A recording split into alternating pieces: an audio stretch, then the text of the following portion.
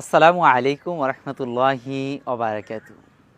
প্রিয় বন্ধুরা, আমাদের জীবনে যখন অনেক বেশি সুখ, আনন্দ এবং প্রশান্তি চলে আসে, তখন কিন্তু আমরা ভুলে যাই আল্লাহ রাব্বুল আলামিন আমাদের জীবনে এই সুখ, শান্তি, প্রশান্তি ও সফলতা দানকারী। আমরা তখন মনে করি আমার জীবনের সুখ, শান্তি, সফলতা এটা আমার কারণে হয়েছে। আর ঠিক তখনই আমাদের জীবনে ঘটে এক ছন্দপতন। হয়তোবা আমরা হোঁচট খেয়ে বসি। সফলতার জায়গা থেকে কিঞ্চিৎ পরিমাণ ব্যর্থতার দিকে চলে যাই।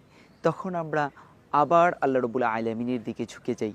আমরা তার কাছে ফিরে যাই, ইস্তেগফার করি, দোয়া করি, কান্নাকাটি করি।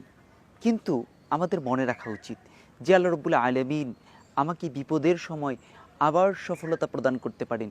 তিনিই কিন্তু আমাকে অতীতের জীবনে সফলতা প্রদান করেছিলেন। তাই আমাদের প্রত্যেকের উচিত শুধুমাত্র দুঃসময়ে আল্লাহ রাব্বুল আলামিনকে স্মরণ না করে বরং সুসময়, দুঃসময় উভয় সময় আল্লাহ রাব্বুল আলামিনকে স্মরণ করা। আসসালামু আলাইকুম ওয়া রাহমাতুল্লাহ।